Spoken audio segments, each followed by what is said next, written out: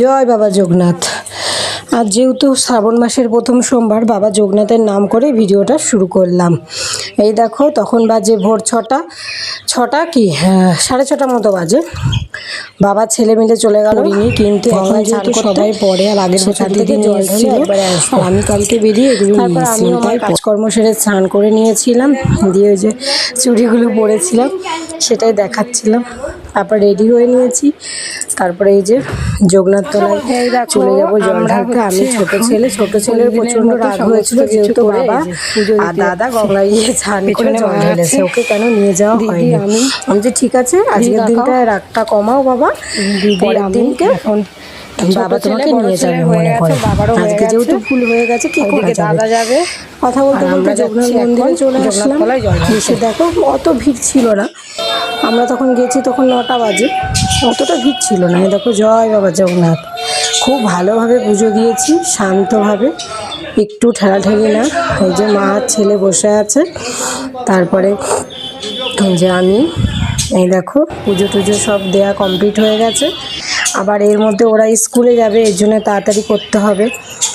টাইমের মধ্যে আবার এই যে একটু দাঁড়ালাম মন্দিরে, তারপর বেরিয়ে আসছি রাস্তা দিয়ে। এবার তাড়াতাড়ি করে আসবো, কারণ ওদের স্কুল আছে, এসে আমাকে তাড়াতাড়ি ভাত বসাতে হবে। আজকে আর ভাতটা তাড়াতাড়ি করে এসে না প্রেশারে বসিয়ে দিয়েছিলাম। তারপর তো পুজো টুজো সব করে নিলাম, করে টোরে নিয়ে এই যে আমি তারপর রান্নায় ঢুকে গেছি। ওদিকে ভাত বসিয়ে দিয়েছি আর ভেন্ডি ভাজা করছিলাম, আর তোমার করবো ডাল আর ফুলকপি আলুর রসা।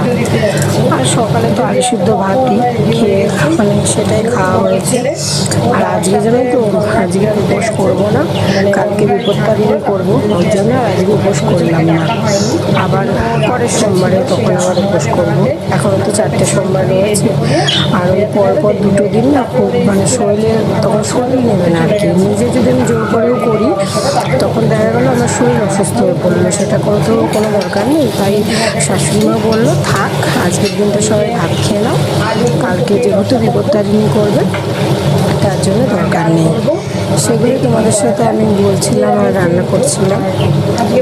দেখো আজকে আর করবো না, কারণ কালকে বিপত্তারিণী পুজো করবো, ওর জন্য আজকে আর উপোসটা করবো না। পরের সোমবারগুলো তো তখন উপোস করবো। এই সোমবারটায় ভাতই খেয়ে নিতে হবে, কারণ কালকেও 2 দিন পরপর পারবো, তার মধ্যে সেদিকে পরপর করলাম, শরীরে আর নেই আর শরীরে নিচ্ছে না। ভেন্ডি ভাজাটাও আমার তৈরি হয়ে গেছে। এবার আমি নামিয়ে নেবো ভেন্ডি ভাজাটা, বা ঢেঁড়স ভাজা। ভেন্ডিটাই মুখ দিয়ে বেশি বেরিয়ে যায়। এই যে ঢেঁড়স ভাজাটা আমি নামিয়ে নেব। তারপরে তো ওই যে আলু ফুলকপি ডালটা বসিয়ে দিয়েছিলাম, আর এদিকে আলু ফুলকপিটাও ভাজছিলাম। আলু ফুলকপির রসা আর হচ্ছে মুগের ডাল। আর ছোটো ছেলের দই আছে, ছোটো ছেলের দই দিয়েই ভাতটা বেশি ভালোবাসে খেতে। আর বড় ছেলের ফুলকপি করেছি তো, ও এটা দিয়েই খেয়ে নেবে। ফুলকপিটাও আবার ভালোবাসে খেতে, ফুলকপি দিয়ে খেয়ে নেবে। তার মধ্যেই দেখো আকাশে মেঘ জমে গেছে। আমি ছাদে চলে গেলাম জামা কাপড় তুলতে।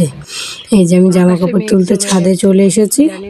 তো সবাই ভালো থেকো, সুস্থ থেকো। আজকের সারাটা দিন দুপুর পর্যন্ত এভাবেই কাটলো। দেখা হবে পরে ভিডিওতে, টাটা।